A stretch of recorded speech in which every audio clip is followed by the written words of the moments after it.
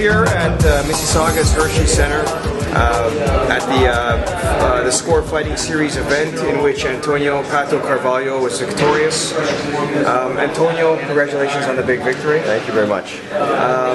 Just curious to find out, you have fought in Japan for so many years. How does it feel to finally be able to fight at home in Ontario? Oh, it was a pleasure for sure. I had a couple hundred people in the stands just cheering for me, so it was certainly new.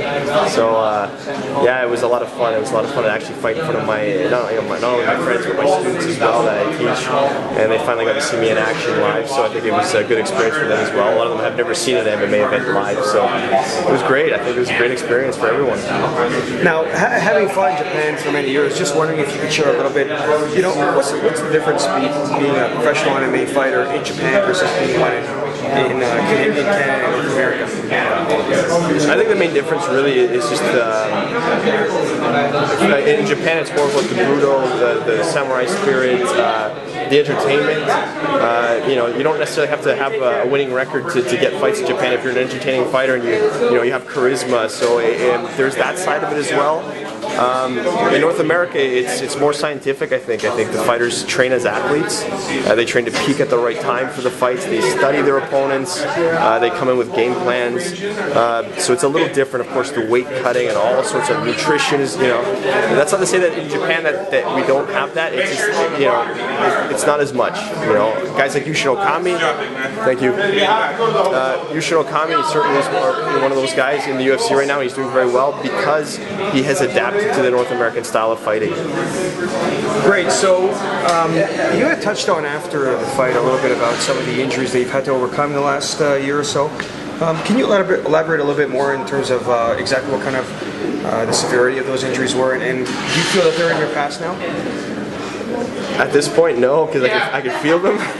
That's probably the first thing I got to do when I go home is actually fix these injuries. I fought through the camp with these injuries, and I was very fortunate that I had a great physiotherapist that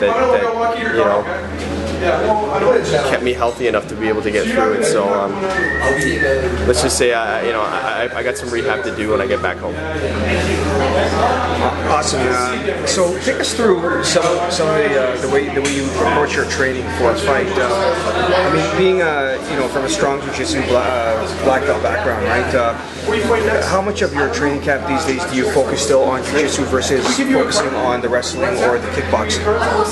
Well, for me, with jiu-jitsu, you have to have it.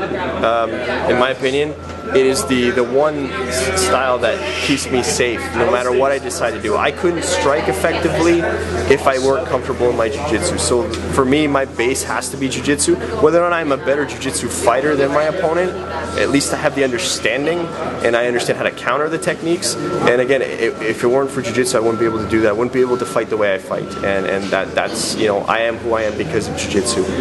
And now that you focus mainly on MMA, do you tend to focus still with gi training with your jiu-jitsu or no gi training? I obviously don't train as much with the gi, but I still put the gi on, and I teach classes occasionally, and I train with the students, and I think your game actually becomes tighter if you play with the gi. To this day, I still I love the gi. And when it's all said and done and fighting's done, I'm going to put my gi back on. It's not coming off. So, I love jiu-jitsu. I unfortunately, there's only so much time. I can't focus on every single little thing, and I'm kind of a perfectionist. If I were to compete in jiu-jitsu again, I'd have to just train strictly the gi because you can't compete with these guys nowadays. Unless you specifically train for jiu-jitsu with the gi.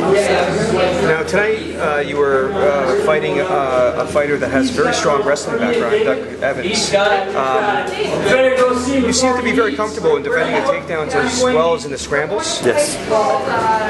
Was there anything in particular that you did in order to prepare for somebody of his wrestling credentials, and maybe actually in general, perhaps is there a specific or a typical way that you prepare for a strong wrestler in MMA? Yeah, I actually have good, my training partners are actually very, very high level wrestlers. One of them fought tonight, Adrian Woolley, and I have other guys that are national level wrestlers that, that keep me on my toes, right? So my wrestling has improved because of it, and I do straight wrestling. I practice just straight wrestling, force the takedown.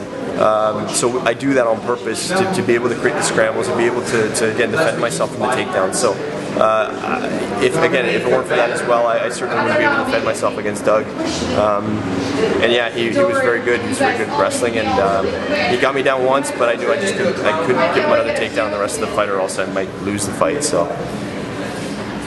Right, and I mean, there's been recent news about one of the people that you fought in Japan, Hatsu Hyoki, obviously a big star in Japan, possibly joining the UFC. Curious to see how you feel about your development so far, and if you see that that's a logical next step for you. I'm not sure that this is the fight that's going to do it. You know, I got to give credit, of course, to my opponent. You know, he's very tough. I knew he was going to be tough, and the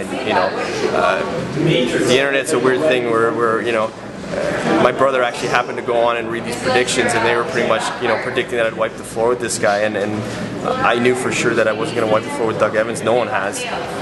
You know, he's fought in the UFC for a reason, and he's as tough as they come, and I felt he was very well prepared for me, and I think he played a great game, you know, to sort of offset me a little bit, and I don't know if this is the fight. You know, I'm not looking that far ahead. You know, I don't have anything on my calendar, you know, after this, because I didn't know what the outcome would be for this fight. So I'm just happy I came out with the win, but certainly there's a lot of stuff I need to fix and work on and go on from there. So now you're going to go rest up and heal up those injuries again, and be ready for your next challenge. You indicated there's no fight upcoming yet, but is there? Would you be interested in fighting again for you know, more local shows in Ontario, such as the Score Fighting Series? Absolutely, yeah. I know you know, the Score Fighting Series will have other future events, and you know, if they want me on the card, absolutely, I'd love to fight for them again. And I think they were very professional from start to finish with this. Very good at introducing us to the local fans.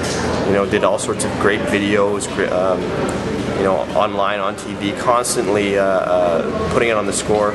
You know, the advertisements and in the newspapers, and they did a fantastic job. You know, and I think they're certainly one organization that certainly pull it off over the other ones, and I'm happy to be a part of the first event, actually.